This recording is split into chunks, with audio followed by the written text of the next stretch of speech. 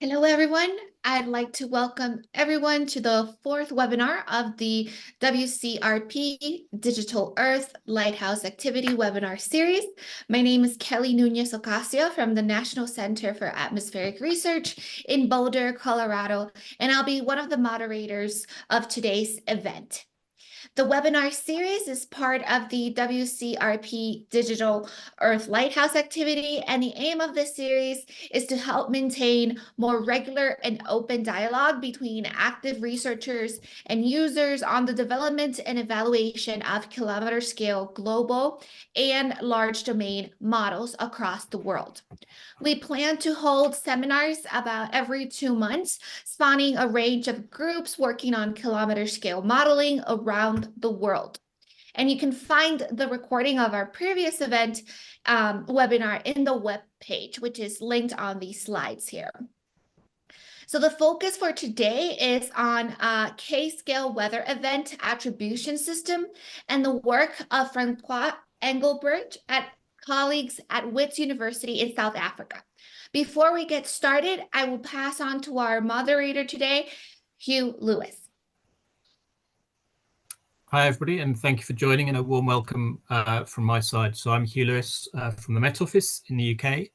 And before we introduce today's speaker, just to provide an overview for you of today's events and how you can interact with us. So during the talk, feel free to drop questions for Francois in the Q&A box at the bottom of your Zoom window. And as you see questions come in, you can upvote the ones that you'd like us to get to sooner with the thumbs up icon. And so please don't hold back in putting your questions into the Q&A. There's also a chat function if you've got any technical issues related to the webinar, and we can pick those up in the background. And then after Francois' presentations, then we'll work through the questions and look to get some responses for you. And so please don't hesitate and don't be shy in pushing forward your questions for Francois. Francois will give you a nudge if the talk is running on to make sure we've got plenty of time for Q&A. And we're also expecting that the recording of today will be shared via the WCRP website, and we can share links to that when it's available, and encourage everyone to share that with your colleagues. And with that, back to you, Kelly. Thanks, Huw. Now it is my pleasure to introduce today's speaker. Professor Francois Engelbrecht is Professor of Climatology at the University of Witwatersrand in Johannesburg, South Africa, where he is director of their Global Change Institute. Francois specializes in numerical climate model development and the simulation of African climate variability and change in context of kilometer scale model development. Francois is instrumental in development of an African-based Earth system model, and most recently, a CCAM-based kilometer scale attribution modeling framework, of which we will hear more about today. And so with that, Professor Engelbrecht, the floor is all yours. Thank you so much, Kelly, for the kind introduction, and thank you for all the arrangements going to this talk. Mega, thank you very much for advertising this talk, and thank you, colleagues, for joining. We are living in such exciting times, I think, with the advent of exascale computing, kilometer scale modeling that is becoming more commonly used even at climate change timescales. I'm not even going to mention AI, that's being mentioned enough. So these are fascinating days for us as modelers. And today I would like to share with you the development of a kilometer scale attribution modeling system here in South Africa at the Global Change Institute at Wits University. Let me share the screen for a start.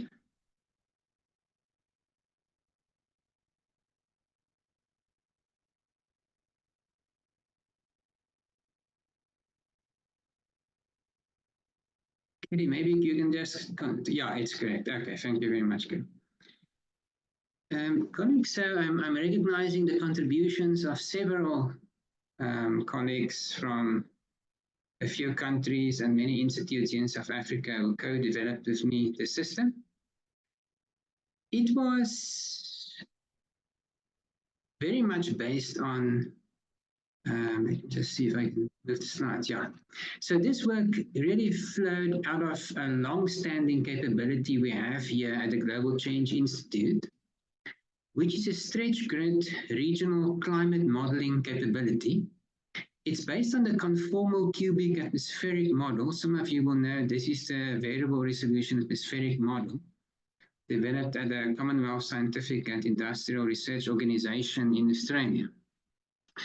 So this modeling system is computationally very efficient, and we can run it on a reasonably small high-performance computer, about a 1 petaflop system. And we usually only have about access to 1/10 of the system. But over the years, we've used it for regional climate change projections over different parts of Africa, mostly over Southern Africa. And this slide, you can see an 8-kilometer resolution grid over Southern Africa. We are currently busy downscaling 10 CMIP6 GCMs for 2 different SSPs using this modeling system as part of a project known as TIPIC. It's a project exploring regional tipping points in the Southern African climate system. But it is from this capability that we've decided to, after the catastrophic floods in Durban in April 2022, to develop this weather event attribution system based on the model. I will soon get back to how this system is set up and how it functions at a kilometer scale. But first, I want to just share with you more details of this event that really inspired us to develop the attribution system. So the Durban floods of 11 and 12 April 2022 are the most, it is the most devastating flood event in the historical record in South Africa. So more than 540 people lost their lives in these floods. And in the end, about 40,000 people were displaced in the flooding. And the cost estimate is about $2 billion. It's the most costly flood in the history of South Africa. And it was all caused by a really heavy rainfall event. Several weather stations recorded more than 400 millimeters of rain over 2 days. And the Southern Hemisphere scientists, and I guess also many of in the global north or in the Northern Hemisphere, will be familiar with this type of weather system that caused the floods, a so-called cutoff low. I'll talk about that later on. Now here you can see our President Cyril Ramaphosa, on the scene of the flooding. Just 1 day after the floods, he was meeting with the communities that were so tragically affected. And what he said on the scene is that this disaster is part of climate change. It is telling us that climate change is serious, it is here. So the president on the scene 1 day after the event attributed it partially to climate change. And of course, we at the Global Change Institute and at many other climate institutes in South Africa, of course, had to answer questions from the public and the media of what the role of climate change was in these floods. And I mean, the more blunt question being asked by the public and the media is whether climate change caused the floods. So not a more nuanced question as we would have asked, of course. For a start, I can just mention to you here as the background, as some background, that in South Africa, there are hundreds of thousands of people that live below flood limits. So there's always more in terms of in explaining a disastrous event than only climate change.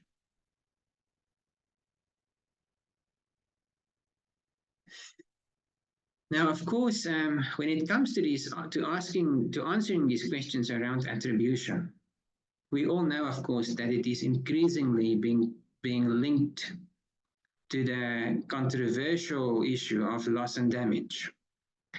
But of course, at COP27 and a few months ago at COP28, this to some extent has become less controversial because the United Nations Framework Convention on Climate Change and the countries it represents have now agreed on the establishment of a loss and damage fund. And it is not unimaginable to think that we as scientists will increasingly be asked to, in the context of actual compensations, answer the question about whether a specific event was caused by climate change or whether climate change played a role in making the event more intense or more frequent. So my view on this here from South Africa is that we as climate scientists need to be extremely objective and in answering these questions. It's difficult, of course, because we all see climate change impacting on our peoples, no matter where we live in the world. But increasingly, I think science will have to provide a very objective answer to whether climate change played a role in a specific extreme event. And that, of course, is what attribution modeling systems are for. A bit more background. Those of you who know South Africa, you'll know that we have an East Coast, and of course, as in so many parts of the world, there's a warm ocean current along the East Coast. And South Africa's highest rainfall typically occurs on the East Coast, climatologically, I mean. And over the years, we've had, in fact, several disasters in Durban. So here on this slide, I'm just showing 3 different cut-off low pressure systems that caused flooding in the Durban area. On the right-hand side, you can see the event that actually caused the disaster in April 2022. 3 years before that, there was another cut-off low in which about 80 people lost their lives. And back in 1987, there was another event that we in fact call in our textbooks in South Africa the Durban flood. And in that event, more than 500 people also lost their lives. So at the beginning of this talk, I would just like to say that with or without climate change, South Africa should have been much better prepared for what happened in Durban because it is a flood-prone region. I'll show more slides to that effect soon. Shortly after the floods, I published with a few colleagues a commentary that you can see a link for in this slide on all these additional factors that contributed to the disaster in Durban. A colleague of mine was also a co-author of this presentation today, Stefan Grab. He has since found evidence in the less formal historical record of very similar floods as far back as 1856 in Durban. So these cut-off lows are really flood-producing weather systems in this part of the world over both the KwaZulu-Natal province and the Eastern Cape province. So here we have an analysis of the rainfall over the 3-day period that concluded with the peak of the flooding on the 12th of April. And it's important to notice that along a huge strip of the eastern coast of South Africa, the so-called KwaZulu-Natal coast, and to the south into the Eastern Cape coast, weather stations reported more than 200 millimeters of rain over the 3-day period. Just to orientate those of you not familiar with South Africa a little bit more of where we are, you can see that in the right top insert, there you can see the KwaZulu-Natal province in white. That's where Durban is located. Durban falls within a larger municipality that we call eThekwini municipality. You can see there in the right bottom insert, a red box. That is what I'm going to call the larger Durban area in my talk. And that red box contains the majority of rivers and the catchments of rivers that flow into the Durban area. Now, into the city of Durban. Now, further to the west, of course, you can see in that gray shaded country, that's Lesotho. So that's where we find the Drakensberg region. And in this part of the world, the moist air that comes from the Indian Ocean in combination with the uplift towards the Drakensberg Mountains or the escarpment is often a recipe for heavy falls of rain. And the larger part of this map, you can see the many rivers that can become quite powerful and destructive rivers during times of excessive rainfall, being indicated there at the left-hand side. So I think with all of this background being given of the region, what about the actual weather system? Well, I've mentioned that it was a cutoff low, but that's not the only part of the story. And that is why I think there was a need for kilometer scale modeling in this specific case. What these cutoff lows do when they move from the interior towards the east coast is that through the principle of the conservation of absolute vorticity, they generate quite deep surface lows. This commonly occurs along the eastern Cape Coast and the KwaZulu-Natal coast. And it also happened in this case. You can see the swirling cloud band there just to the southeast of Lesotho over the ocean. That was late on the last day of flooding on the 12th of April. And at the time, the system showed features that were reminiscent of a tropical cyclone. You can see that cloud-free region in the middle of the spiraling cloud band. Now, at the time, the Météo France Forecast Center at La Réunion Island classified this surface low based on its intensity as the first subtropical low to form in this part of the world, south of 30 degrees south. So I think with all of this background, I'm now very keen to share with you the actual attribution system, and then we can see what we've learned from it in terms of what happened in Durban on the 11th and 12th of April 2022. So on this slide at the right, you can see the grid, the kilometer scale grid that we've used to simulate the weather system responsible for the flooding. So it's a conformal cubic grid that is stretched. And in this case, it provides a resolution of 3.8 kilometers in the horizontal over a high resolution panel that covers an area of about 1,500 by 1,500 square kilometers. This modeling system flowed out of a National Research Foundation program that we have that also supports the development of the African-based Earth system model.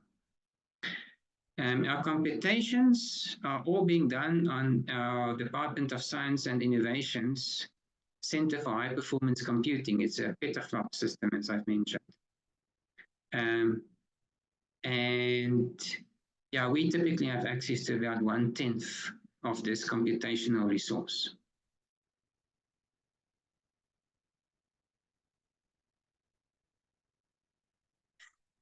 Now for the experimental design, and Connix, this is where it really became interesting for me. So I've personally, I think, I've tried to learn a lot about attribution modeling to set up these experiments.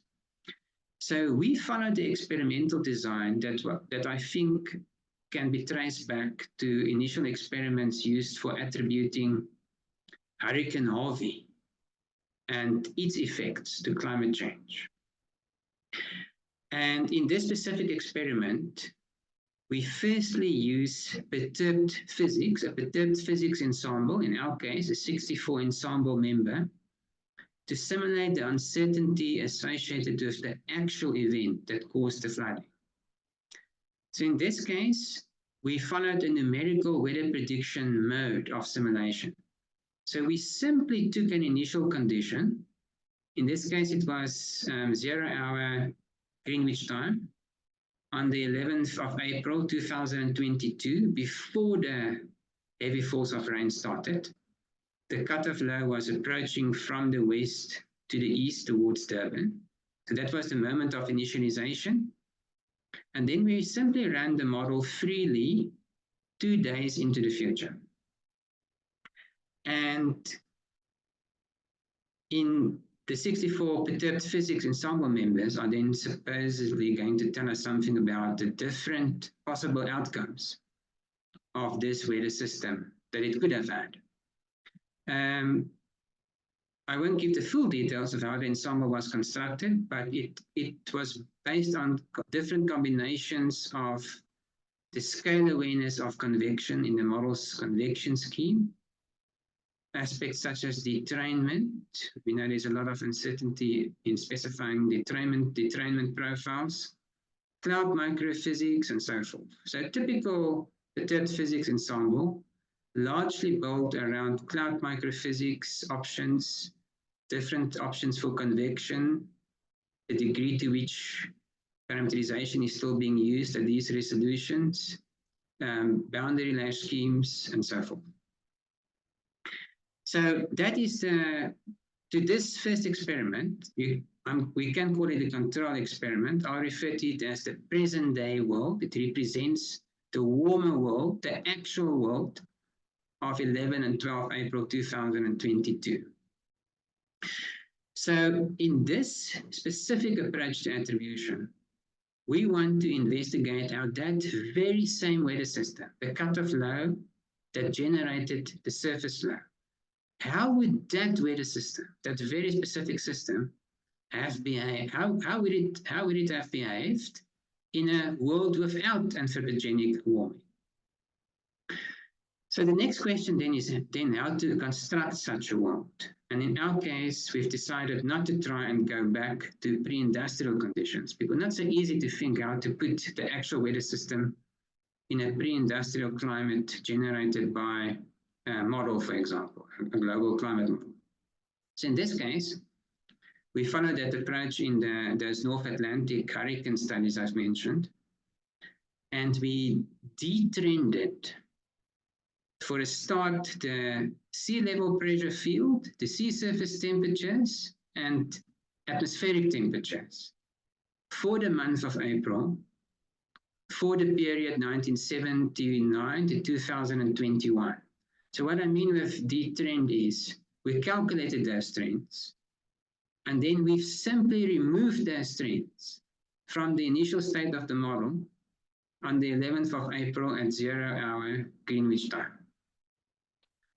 And that means the model typically now runs in a cooler atmosphere and above a cooler ocean. I'll show some of the trends soon. So then we rerun the perturbed physics ensemble, regenerate the 64 members. And then in another separate experiment, we rerun the ensemble for a second time, but in this case also with atmospheric moisture trends removed. Now, in all these experiments, one of course uses the physics, including the Clausius-Clapeyron equation, to make sure that the moisture fields that result in the cooler world are still physically bounded. And then, for interest's sake, we also repeated the experiment, the entire experiment, for a third time by simply adding these trends and thereby generating a future warmer world. And we also explored the behavior of the weather system and the rainfall it caused in that warmer world.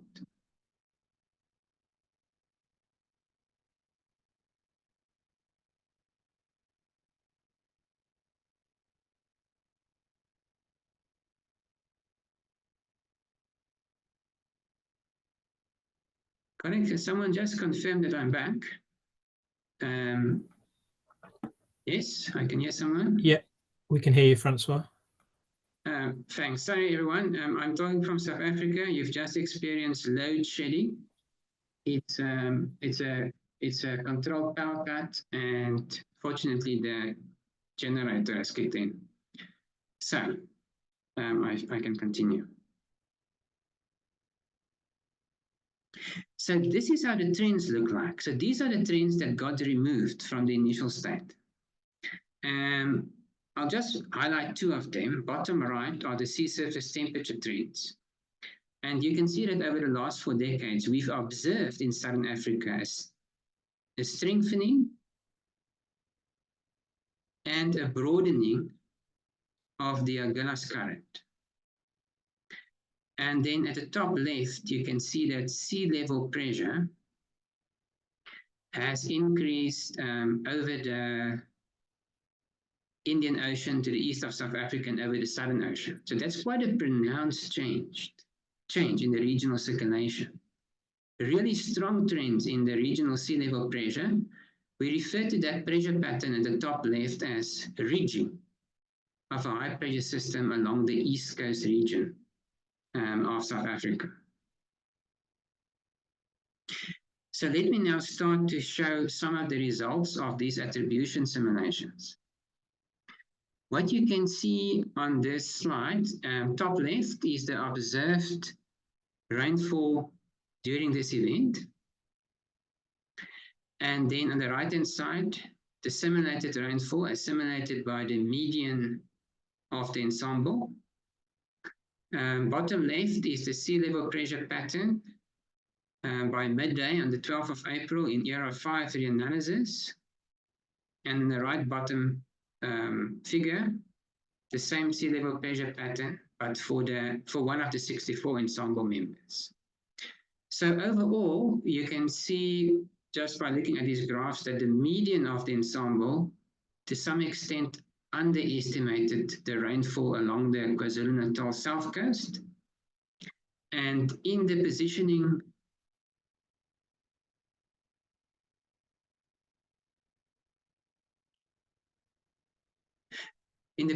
of the surface low,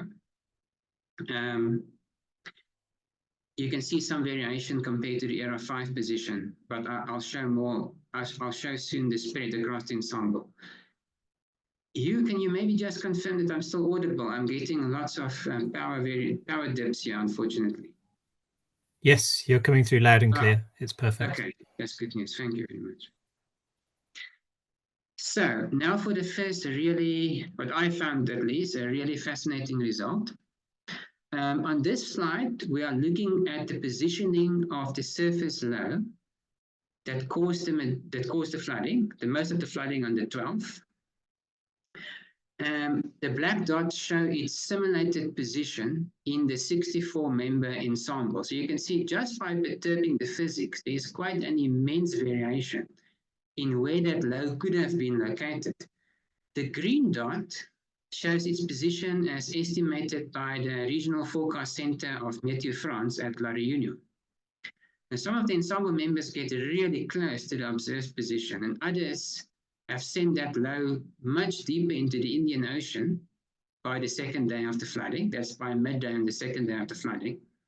And others, ensemble members, have actually caused that subtropical low to make landfall along the southern KwaZulu-Natal coast or eastern Cape Coast. So the perturbed physics ensemble surely did generate an astounding amount of variation in just the position of the low. And then when we look at the cooler world, detrended back to 1979, you can see a really pronounced difference. Namely that the low's position is simulated to have been much further to the south. And for a warmer world, it occurs further to the north. Now, I think intuitively, if you think that we've subtracted those ridging high pressure trends from the initial state, this makes perfect sense. So with that trend of stronger ridging high pressure systems, it's absolutely plausible that these systems would be displaced northwards in a warmer climate, and that they would have occurred southwards in a cooler climate. I should have mentioned, as the Southern Africans in this meeting today will know, that the Indian Ocean high almost always co-occur with cutoff lows. But also in this event, there was a very prominent Indian Ocean high over the Indian Ocean to the south of where the low pressure system formed. This is typical. And in today's world, that high was probably stronger than it would have been in 1979. So here we can see how rainfall distribution over the larger Durban region, that red box area I've shown right at the beginning, within which the rivers flooded. Here we can see how rainfall in that region differed across the different ensemble members. So the middle box whisker plot there represents the actual event. So that shows the spread of the average rainfall, or the total rainfall recorded over the 2 days. across the average across the larger Durban region. And then the two boxes to the left are the two different cool worlds we've constructed. The world with the less rainfall is the one where moisture trends have also been removed.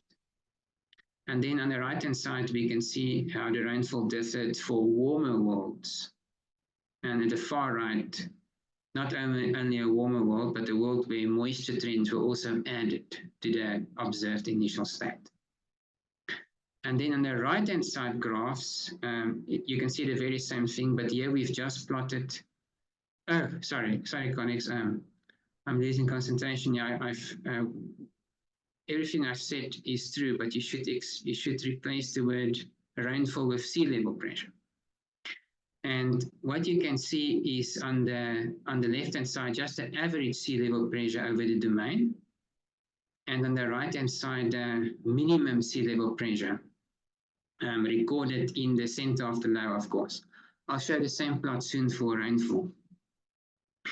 But what you can see there on the right-hand side is in the middle is that the era 5 sea level pressure is indicated there by the black dot, and that is at the upper end of the intensity of the low. I mean, where the pressure was high in the center of the low. And the cross in the box whisker plot represents the estimated pressure of the Météo France Regional Forecast Center.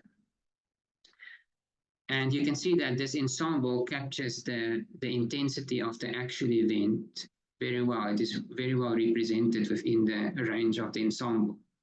On the left-hand side, those are sea level pressures. So in this part of the world, as you've already seen from the trends, sea level pressure has been rising over the last 4 decades. So now I'll work towards the rainfall result. Here you can see the median of the projected change in rainfall. And we are looking at the top left for the case where we've removed the temperature trends for atmospheric temperatures and sea surface temperatures, and we've also removed the sea level pressure trend and subtracted the cooler world rainfall for the median of the ensemble from the median of the ensemble of the present day rainfall. And what you can see immediately is a green blob indicating that in the larger Durban region where the flood occurred, rainfall was substantially higher for the April 2022 floods compared to the theoretically constructed 1979 event.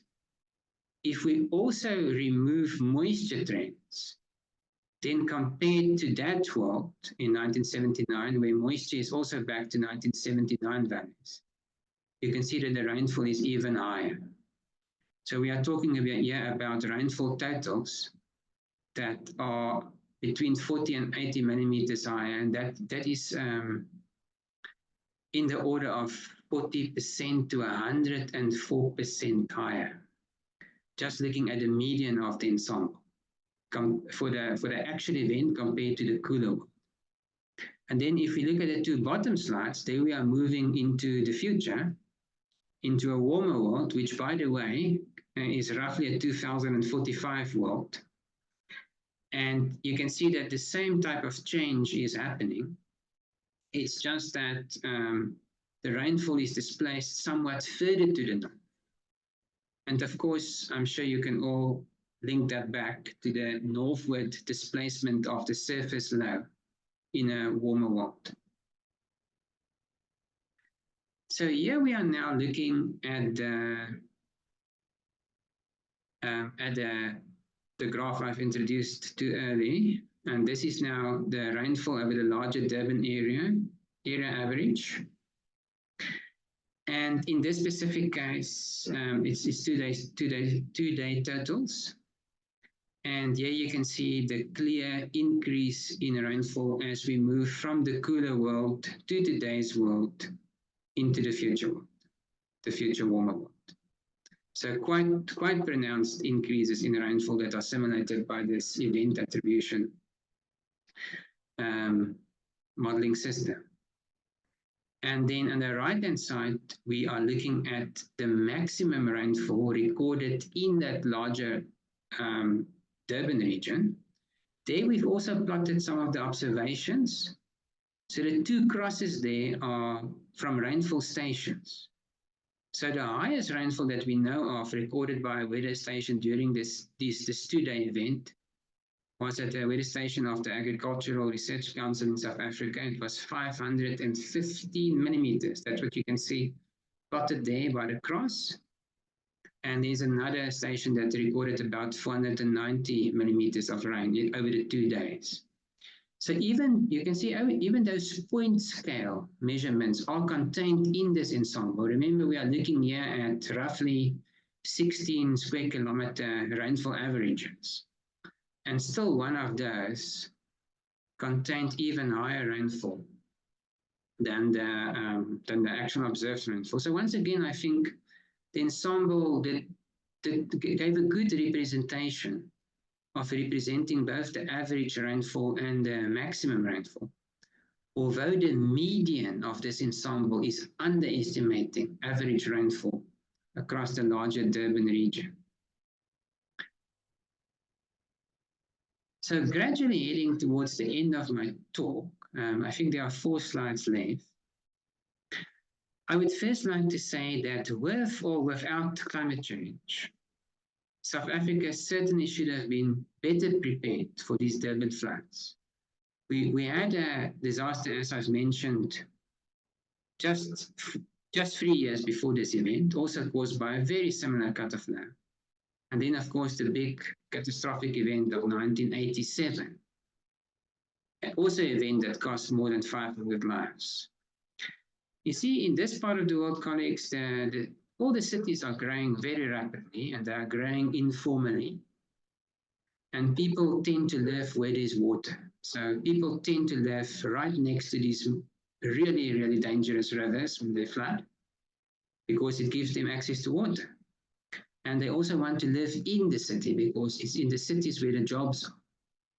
So South Africa has immense challenges to solve in terms of helping people to live in safer locations.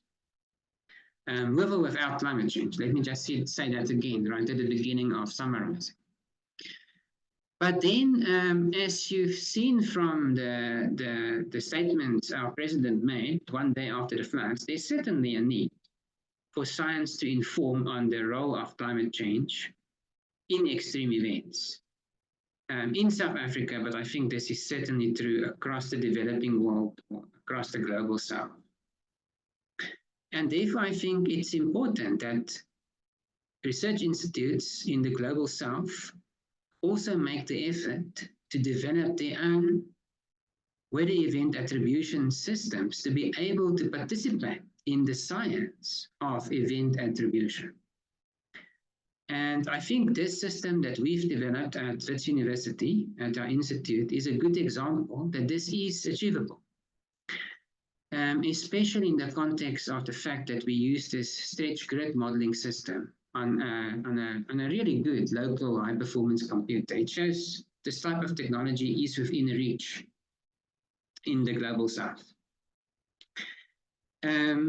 So we've developed a 64-member perturbed physics ensemble system for event attribution. I've explained to you how we generate cooler and warmer worlds. And in this specific case of the Durban floods, our finding is that rainfall was 40 to 104% higher in the 2022 event compared to the 1970 event. That's a substantial increase. I haven't shown all our results here for the sake of time, but if we look at the dynamics of the system, as many of you will guess, that northward displaced low pressure system means that the low-level jet that typically forms at the southern edge of such a low occurred at a more northern location in today's world compared to the 1979 world. And that low-level jet got fueled by those high sea surface temperatures above the Gillis current that results in more latent heat fluxes into the jet. I think it's important to reflect on the only other attribution study that has been undertaken for the Durban floods, which was by the World Weather, by the World Attribution Service. And they published the report about a month after the floods, these great assessments that they do in real time. But I do want to point in this case, and I want to point out in this case that they found only a 4 to 8% increase in the rainfall for the actual event compared to pre-industrial conditions. And in this case, I think it is because the experimental design is not suited for this type of weather event. It doesn't make sense to use a low resolution GCM ensemble, which in this case was supplemented by Codex 50 kilometer resolution RCMs, to investigate specifically a rainfall event that was caused by a mesoscale weather system with a diameter of just more than 100 kilometers, maybe about 150 kilometers. So I think there are cases where we need attribution simulations that can resolve the mesoscale, and in some cases the convection itself. We always, of course, expect some improvement, at least in theory, from kilometer scale convection resolving simulations when it comes to representing extreme rainfall statistics. And I think what we need, therefore, is, in my view, the formation or the establishment of multi-model ensembles of kilometer scale event attribution systems. We need this. Maybe not, certainly not in all cases. I would say certainly not to explore the role of climate change in big continental high pressure systems, but certainly when it comes to mesoscale systems. So more generally, I would say there's really a need for attribution studies to be undertaken in the global south and by the global south. Here I'm showing a satellite picture of tropical cyclone Idai, the most devastating cyclone in Africa's recorded history. It killed more than 1,500 people. It occurred in March 2019, and until this day, no attribution study has been undertaken for this specific devastating tropical cyclone. And brings me to the last slide. Some exciting news to share. We are currently at our institute part of a big consortium that has formed to undertake research in one of the IDRC FCDO CLARE projects. Some of you may know about this family of projects.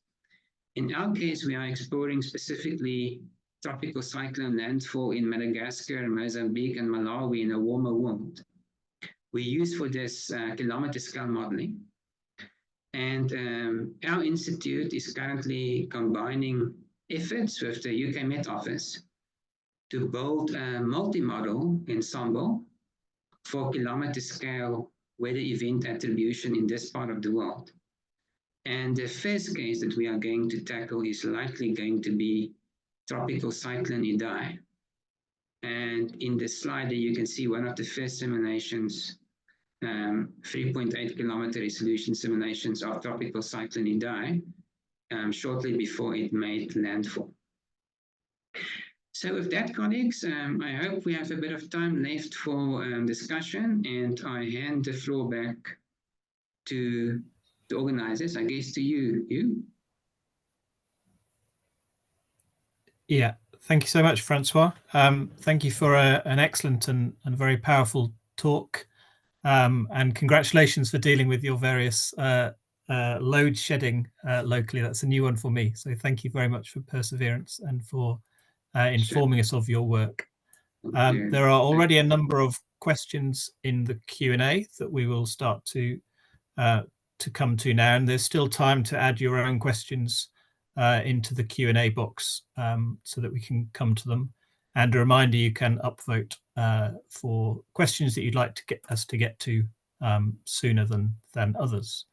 And therefore, if Francois, we can kick off with a question from Elizabeth Kendon, who asks that key to attribution statements is the degree of variability captured by the ensemble for the present day climate. And how do you know if the PPE is providing a realistic measure of the envelope of the event due to natural climate variability? Right. Thank you, Lizzie. I think in this case, in this specific case, we know, of course, that at least when it comes to the position of the low, there was, in fact, more variation than I personally expected. It's possible for this type of system, including some cases of landfall, as I've mentioned. But I think one thing, of course, that we would like to see is that the observed characteristics of the system is at least captured within the ensemble. So that's one thing I think I did demonstrate is the case for these simulations. But then otherwise, if this range of position of the low is big enough, does that capture all possibilities? I don't know. I think as we learn more about this specific perturbed physics ensemble, and as we apply it to more cases, focusing for a start on cutoff lows and tropical cyclones, I think we will learn more about how the weather system dynamics and thermodynamics depend on the specific settings of perturbed physics that we use. And I think as we gain more experience of the system, we will learn how different perturbed physics settings can give us larger spread. We will also learn maybe which of these settings are consistently verifying worse when it comes to short-range weather forecasting in the region. So I think there are steps one can take in order to identify which physical settings are not verifying well statistically over long periods of verification. And on the other hand, which ones do you need to give you the largest possible spread? But Lizzie, except for that, I don't think I know the complete answer to your question. Thanks. The next popular question is by Ted Shepard, and he says, it's not self-evident that the observed trend in atmospheric circulation is a forced response to climate change. Do you have independent evidence to support that assumption? Yes, thank you, Ted. I think with these attribution experimental designs, we also need a multi-experimental design. So I would say that in this specific case, the benefit of this approach is that we are inserting the weather system in a physically plausible state that is also cooler. But do those trends represent anthropogenic forcing? And I think in this specific case, we know that many climate models represent this very similar pattern of stronger and more frequently reaching highs in autumn south of South Africa in typical CMAP6 historical simulations. So when the models are responding to anthropogenic forcing, they represent that trend. And if you look, they can represent that era 5 trend. And if you look at similar periods of simulations in their pre-industrial climates, they do not have such a trend in their sea level pressure. So I think in this specific case, there is very good reason to think that the trend over the last 40 years or so is an anthropogenic induced trend. There's a question from Michele Leone, who asks, is there currently computing and technical capacity to run similar simulations by African teams based out of South Africa? And I guess any considerations you've got about wider collaboration opportunities? Yes, let me just say that I think in the context of digital Earths and initiatives such as EVE,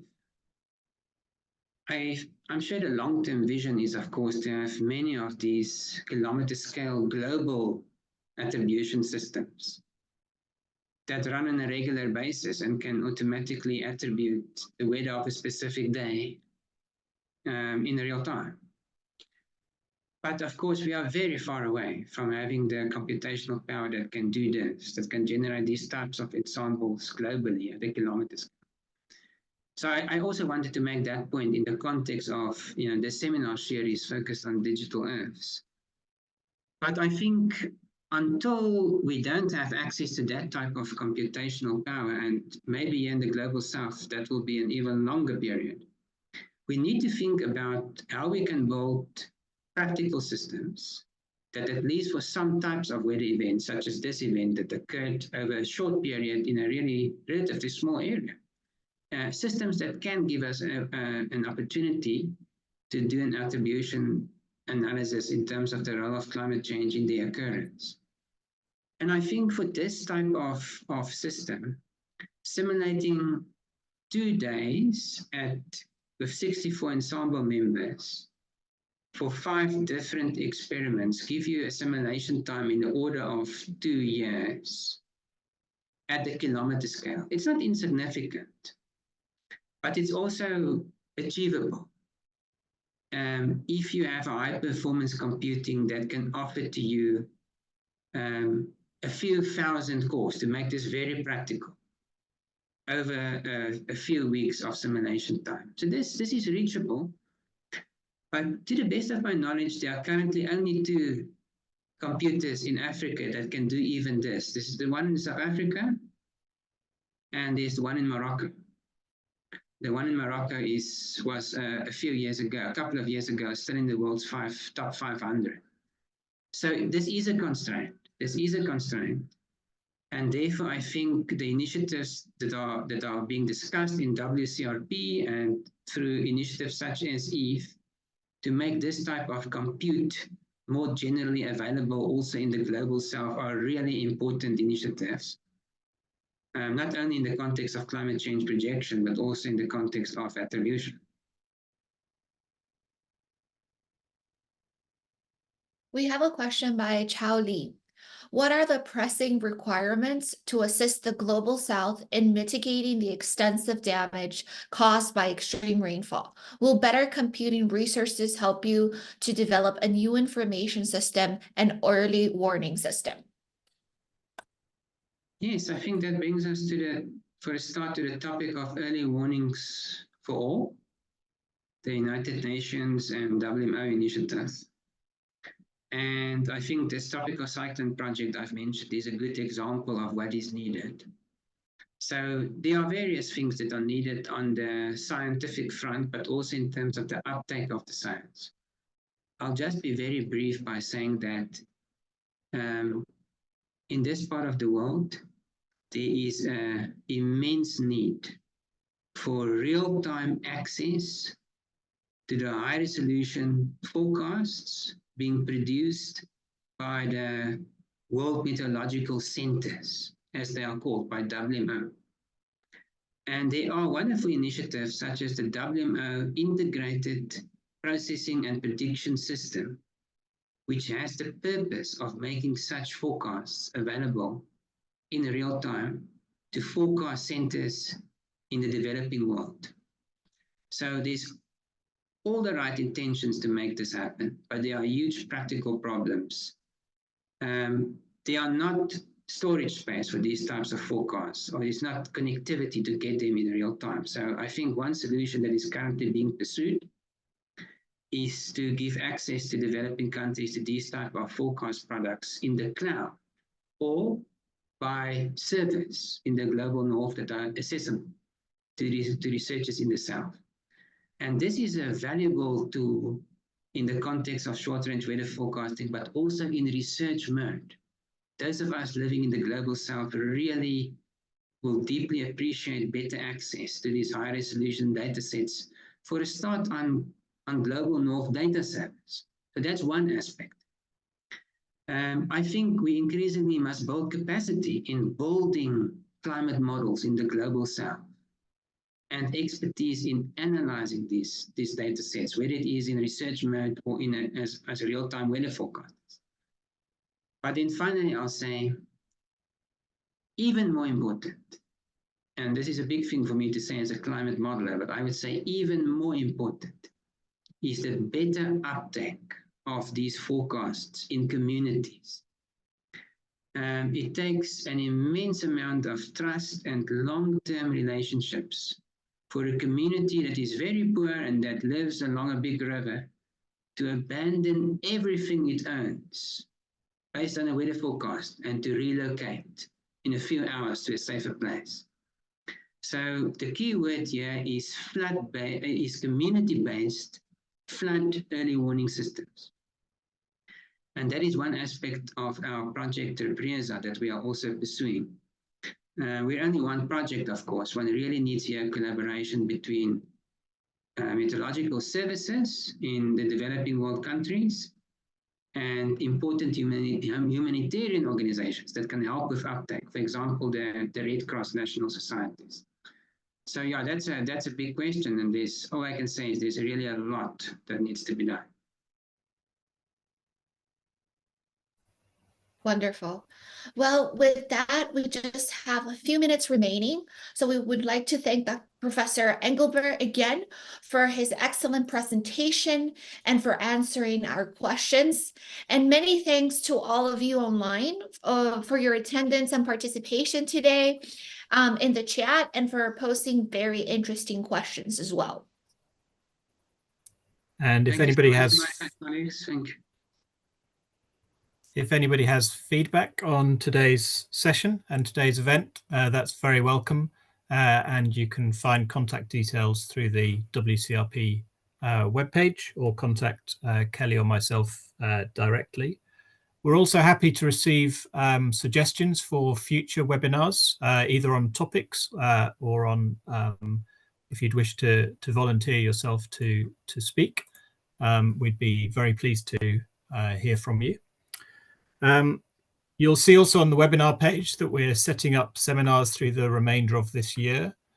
And so the next event in a couple of months' time will be presented by Benoit Vanier from the European Centre for Medium Range Weather Forecasting around their destination Earth work and development of kilometre scale global models. And so with that, we will share notification of the recording when we have that available, and yeah, encourage you to share the link with colleagues and to register for future events. Thank you everyone for joining, and thanks again, Dr. Engelbrecht. Thank you so much, Kelly, and to you and Mega for all your work to make this happen. I really appreciate it. Thank you, Connect. It was nice to see everyone. Thanks for the questions. Thank you all. Thank you all. Bye. Bye.